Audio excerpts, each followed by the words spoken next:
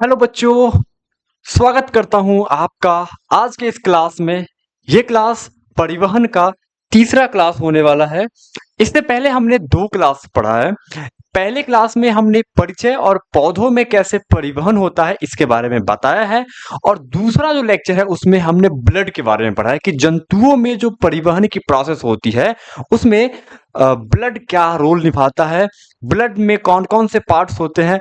Blood के बारे में बहुत सारे इंटरेस्टिंग फैक्ट बताया है। यदि अभी तक आप उन क्लासेस को नहीं देखे हैं तो प्लेलिस्ट खोल के आप उन क्लासेस को पहले देख लीजिए ताकि आपको ये क्लास बहुत बेहतर समझ में आए।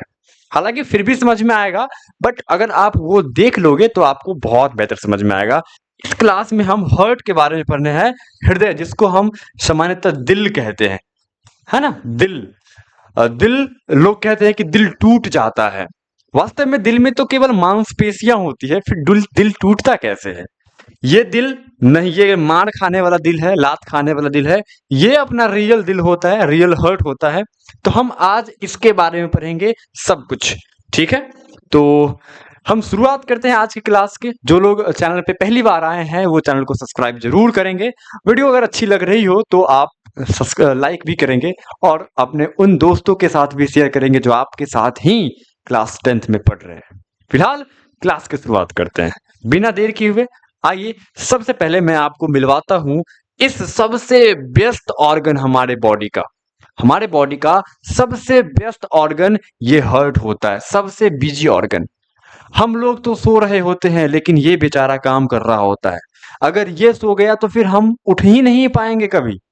समझ रहे हैं ना। हमारे शरीर का सबसे व्यस्त अंग कौन है? ये दिल। इसको कभी आराम नहीं मिल सकता।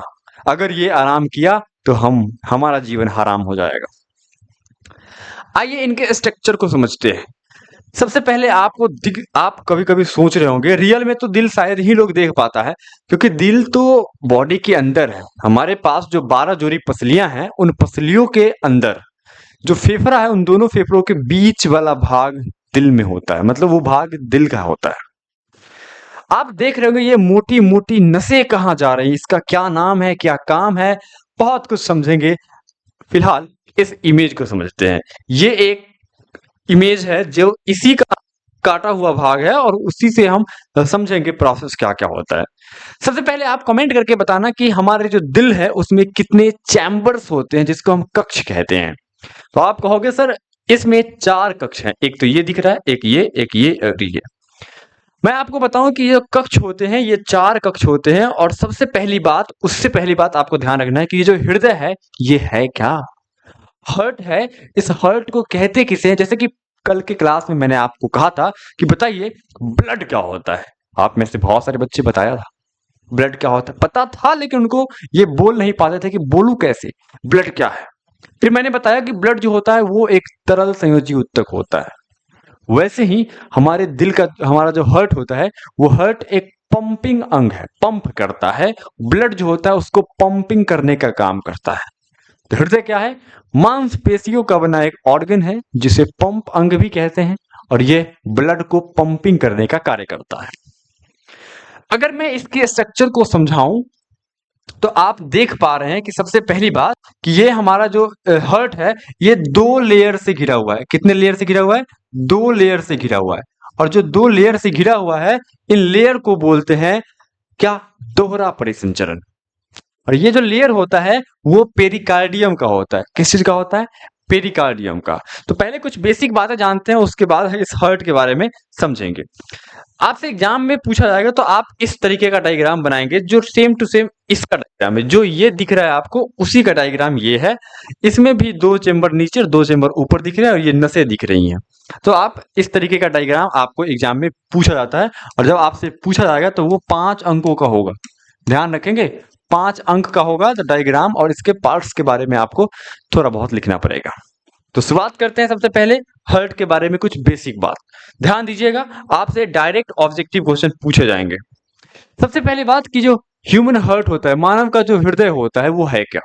मैंने आपको बताया कि हृदय जो होता है वो एक पेशीय अंग है। पेशीय कहने का मतलब ये मसल्स का बना हुआ है, इसमें कोई मेटल वगैरह नहीं होता है।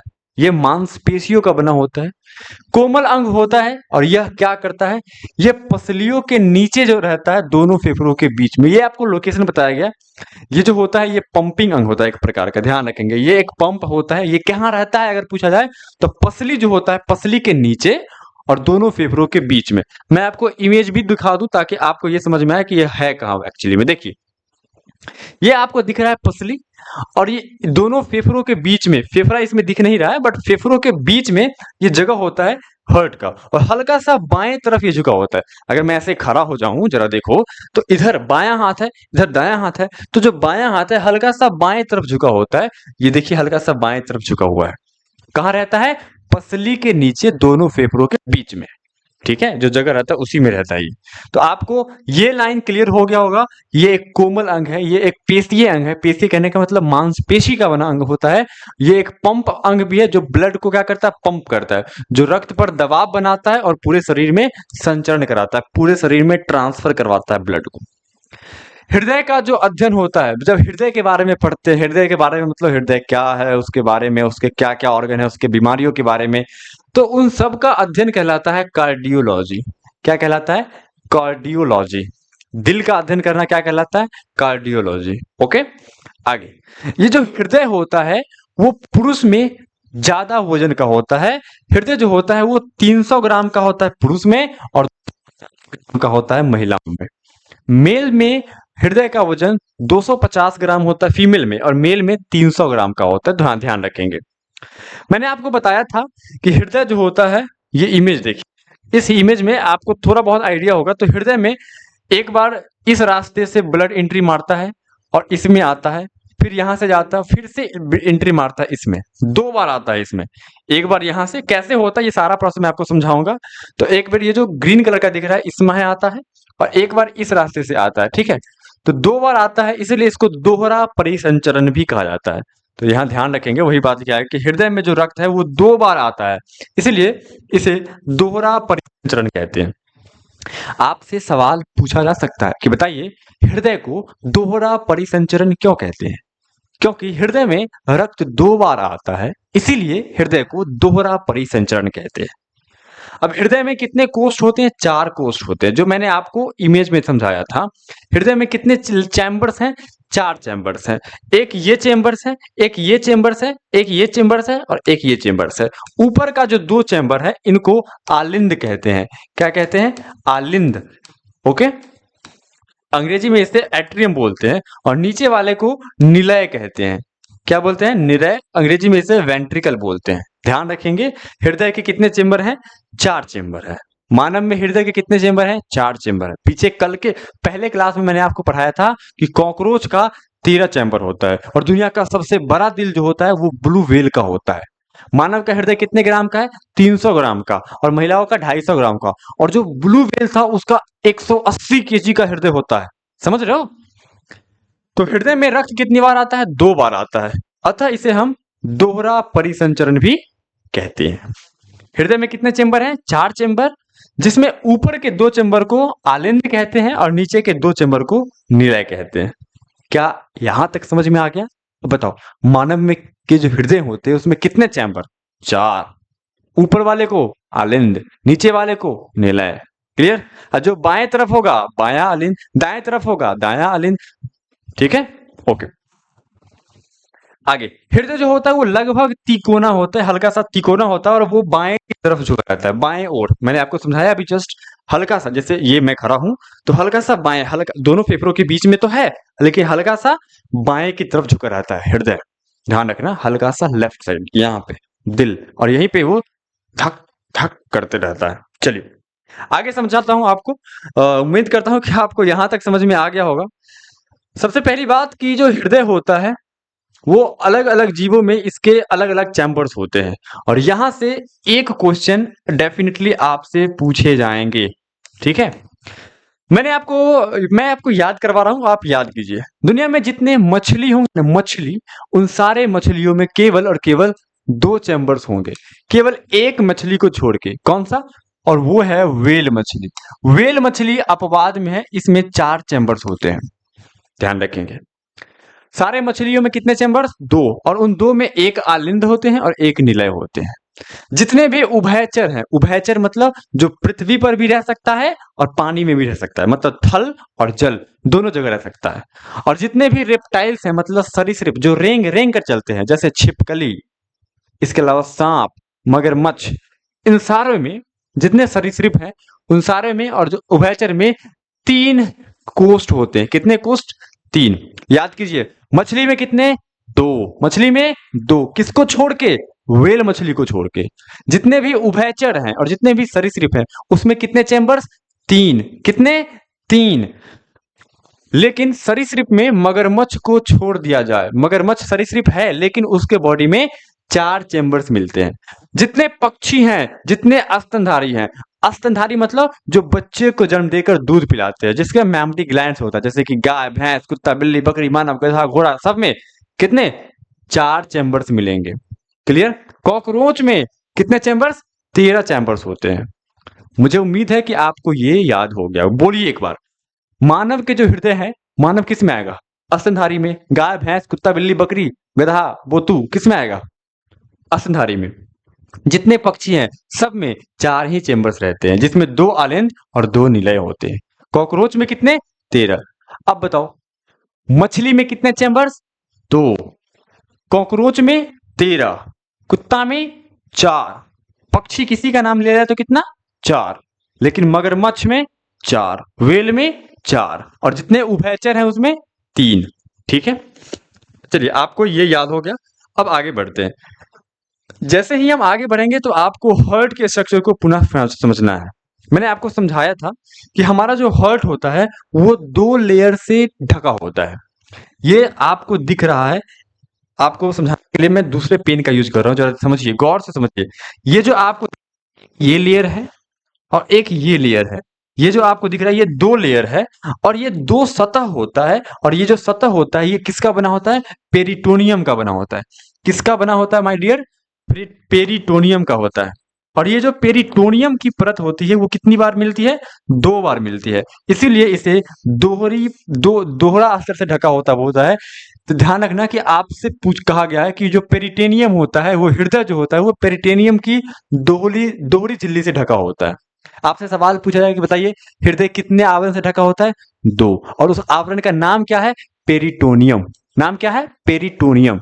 कितनी सतह होती है? 2 सतह होती है। और जो सतह होती है ना, वो हृदय को क्या करता है? प्रोटेक्ट करता है, सुरक्षा देता है। ठीक है, इसीलिए उसको हृदय आवरण कहते हैं, यानी कि पेरिकार्डियम कहते हैं अंग्रेजी में उसे। पेरिटोनियम की 2 सतह रहती है और उस सतह को पेरिटोनियम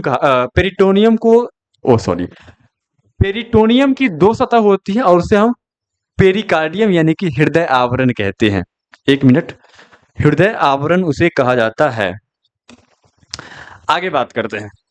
ये जो हृदय होता है, इस दोनों सतह के बीच हमें ध्यान देना है, इन दोनों सतहों के बीच एक लिक्विड फ्लो करते रहता है, एक द्रव भरा रहता है, और इस जो है वो कहा जाता है, ध्यान रखेंगे, इस द्रव को कहा जाता है पेरिकार्डियल द्रव।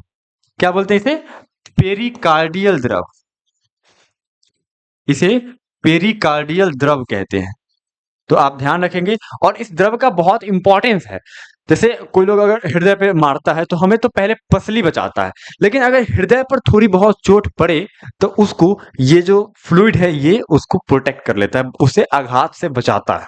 तो ध्यान रखेंगे, वही बात आपको यहाँ समझाया जा रहा है माय डियर स्टूडेंट्स, कि पेरिटेनियम की 2 सतह होती है जिसे हम हृदय आवरण कहते हैं, और इनके बीच क्या रहता है? एक द्रव भरा रहता है, और इस द्रव को हम पेरिकार्डियल द्रव कहते हैं। और इसका काम क्या होता है? वो हृदय को बाहरी चोटों से सुरक्षा देता है।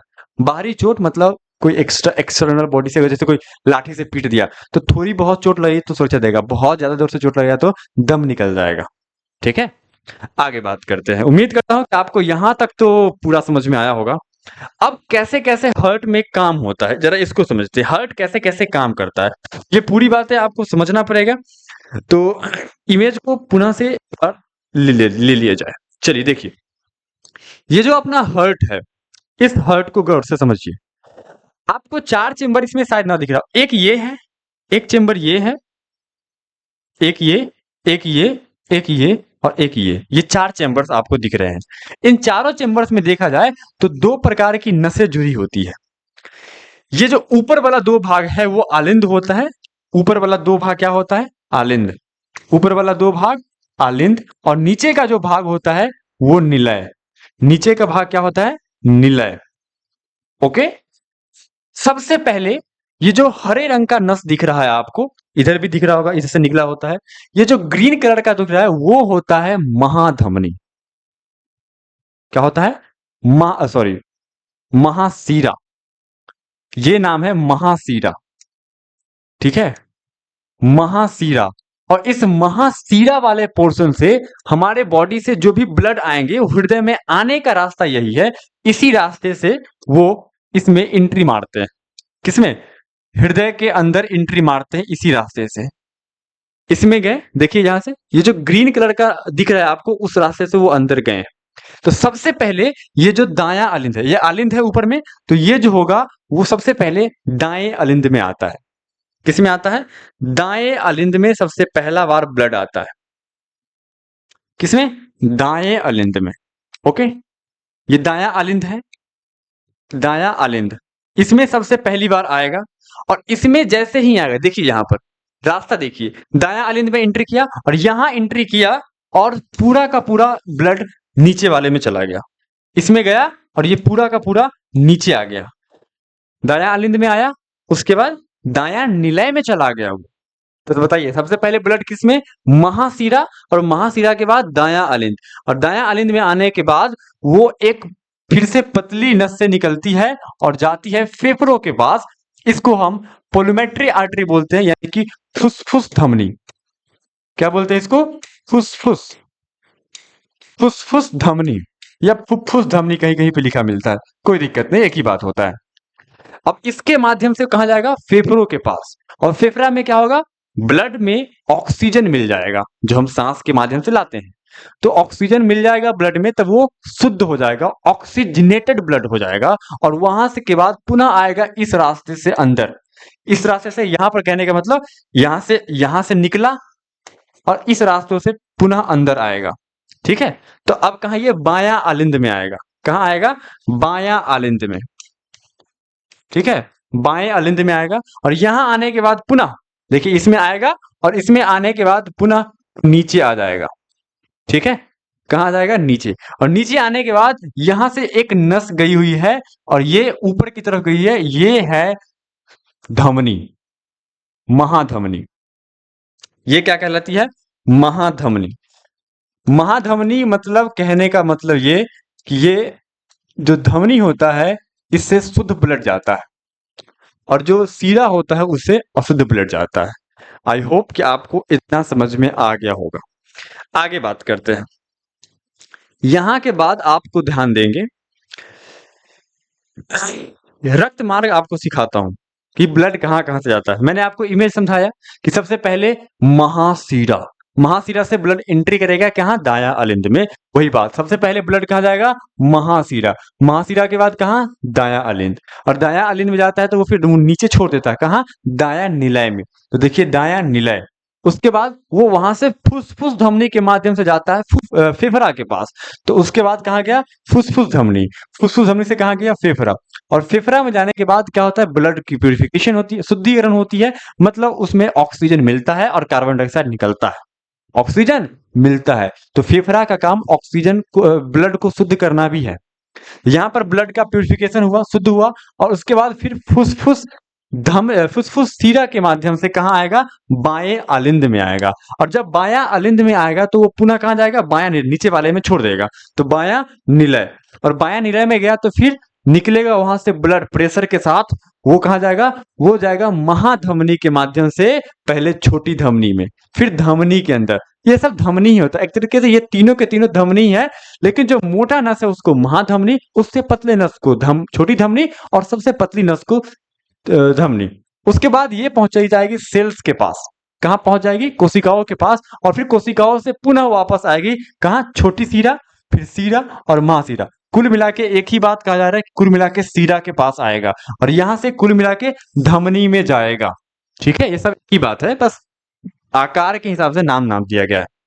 फिर कहाँ जाएगा, महाशिरा, और महाशिरा में आएगा तो फिर शुरुआत होगा कि महाशिरा में आया तो फिर कहाँ जाएगा, दायां आलिंद, फिर दायां निलय, फिर फुसफुस धमनी, फिर फेफड़ा, फिर फुसफुस हीरा, फिर ऐसे करके पूरे बॉडी में बार बार ये सर्कुलेशन होता है। तो हमारे बॉडी में वो जो महज मैंने आपको कल पढ़ाया था कि 5.5 लीटर जो ब्लड होता है एक औसतन मतलब मनुष्य में, ये बार बार ये प्रोसेस करता है, और ऐसे ही करके एक दिन में जो हमारा हृदय है वो लगभग 7200 लीटर ब्लड को पंप करता है। ठीक है, उम्मीद है कि आपको यहाँ तक समझ में आ गया होगा। ये जो इमेज था, इस इमेज में ध्यान देखिए, ये जो बायां अलिंद है और बायां निलय है, बायां अलिंद और बायां निलय, इन दोनों के बीच में ये जो पार्ट आपको दिख रहा है, ये दोनों को अलग अलग सेपरेट कर रहा है, इसलिए इस पार्ट को द्विवलनीय कपाट कहते हैं। वही बात यहाँ लिखा गया है, अलिंद और निलय के बीच में द्विवलनीय कपाट होता है। क्या होता है, द्विवलनीय कपाट होता है। क्या आप बता सकते हैं कि मानव की जो हृदय होती है वो 1 मिनट में कितनी बार धड़कता है? सबको पता है कि मानव का हृदय जो होता है वो 1 मिनट में 72 बार धड़कता है। कितनी बार? 72 बार धक धक करता है। हाँ, लेकिन ये जो है वो एक सामान्य अवस्था की बात कर रहे हैं। जिस समय आप डर जाते हैं उस समय आपका हार्ट बीट बढ़ जाता है, वो ज्यादा बार धड़केगा। देखिएगा, जिस समय आप अचानक डर गए, करेजा छू के देखिए, लगता है कि धक धड़कन नहीं बढ़ गया। या आप नॉर्मली खड़े हैं, आपको नीचे से कस के एकदम हल्ला कर दिया, फटाका फूट गया, तो आपका हार्ट बीट तेज हो जाता है, धड़कन बढ़ जाता है। तो हृदय की जो धड़कन होती है उसको स्टेथोस्कोप से मापा जाता है। किससे मापते हैं? स्टेथोस्कोप से मापते हैं। ये होता है स्टेथोस्कोप, जो आता है डॉक्टर कान में लगाता है, और यहाँ पर हम लोग जो बचपन में थे तो क्या मापता है कुछ पता ही नहीं चलता है। लेकिन स्टेथोस्कोप में जो ये जो परत होती है वो बहुत पतली होती है। यहाँ की हार्ट बीट जब हाथों से सुनाई नहीं देगी ना, तो उससे सुनाई देता है, धक धक मारेगा। ठीक है, उम्मीद करता हूँ कि आपको यहाँ तक बातें समझ में आ गई होगी। लेकिन जब भ्रूणीय अवस्था में कोई बच्चा रहता है, माँ के गर्भ के अंदर रहता है, तो लगभग 150 बार धड़कता है। और जब कोई बूढ़े व्यक्ति रहेंगे, वयस्क आदमी रहेंगे, तो वो 60 से 65 बार तब उस समय उनका हृदय धड़कता है। उस समय अगर देखा जाए कि आपको पता है कि जो 72 बार धड़कने में 60 सेकंड का समय लगता है, तो एक बार धड़कने में 60 बटा कितना होगा, 72। जब आप इसे भाग दोगे तो वो लगभग 0.8 के आसपास आएगा। मतलब एक धड़कन होने में लगभग 0.8 सेकंड का समय लगता है। ये बात आप ध्यान रखेंगे। 1 मिनट में पूछा जाए तो 72 बार, और एक धड़कन में कितना समय लगता है, तो 0.8 सेकंड। ठीक है, कैसे निकाला, तो 60 बटा 72 करने के बाद आएगा। और सबसे खास बात ध्यान रखिएगा, जो धड़कन होती है वो हमको पता है कि मानव का हृदय स्वस्थ है, मानव नॉर्मल अवस्था में है तो वो 72 बार धड़कता है। डरा हुआ है तो बढ़ जाता है। जब बच्चा भ्रूणीय अवस्था में रहता है, मतलब माँ के गर्भ के अंदर, तब उस समय 150 बार। लेकिन जब बूढ़े आदमी है तो वो 65 से मतलब 60 से 65 के आसपास। सबसे ज्यादा धड़कन इस धरती पर देखा गया है छुछुंदर का होता है। छुछुंदर जो गांव घर में रहता है, शहरों में भी होता है, ऐसी बात नहीं। जो छुछुंदर होता है वो 1 मिनट में 800 बार धड़कता है, समझ रहे हैं? 1 मिनट में 800 बार, और मानव कहा 1 मिनट में 72 बार। और जो सबसे कम जो धड़कन होती है वो ब्लू व्हेल का होता है, जिसका हृदय इतना बड़ा था, उसका धड़कन जो होता है वो 1 मिनट में मात्र 25 बार धड़कता है। कितनी बार? 25 बार धड़कता है। और जो हमारा नाड़ी होता है, ये जो नाड़ी होती है, वो 1 मिनट में लगभग 115 से 125 बार धड़कन देता है। आई होप कि आपको इतना क्लियर हो गया होगा कि मानव का हृदय 1 मिनट में कितनी बार धड़कता है, 72 बार। जब बच्चा भ्रूणीय अवस्था में रहता है तो 150 बार, बूढ़े लोगों में 60 से 65 बार, और सबसे ज्यादा धड़कन छुछुंदर में होता है कितना, 800 बार 1 मिनट में। और सबसे कम धड़कन किसके में होता है, ब्लू व्हेल में 1 मिनट में मात्र और मात्र कितनी बार, 25 बार। इसके बाद आपको ध्यान रखना है कि हृदय की जो धड़कन है वो स्टेथोस्कोप से मापा जाता है। यही है स्टेथोस्कोप, और इसी को आला भी कहा जाता है। इसी को लोग आला भी कहते हैं। ये देहाती शब्द है।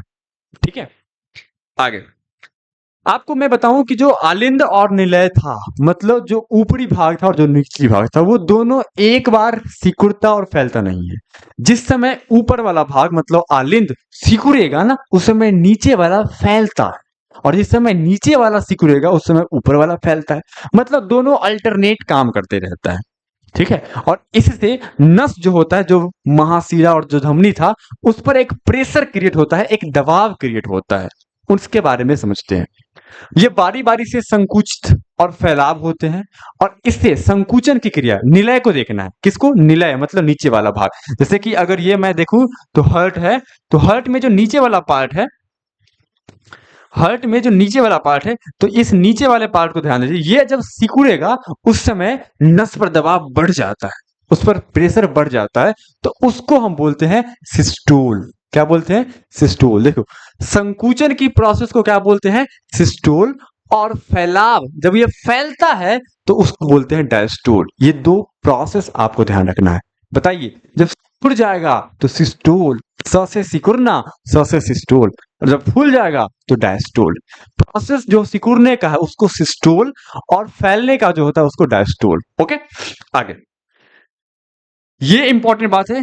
जो सिस्टोल होता है, मतलब सिकुड़ने की प्रोसेस और फैलने की प्रोसेस, सिकुड़ने की प्रोसेस और फैलने की प्रोसेस, ये दोनों मिलके धड़कन बनाती है। हृदय का धड़कन कहलाता है, उसको हम हार्ट बीट कहते हैं।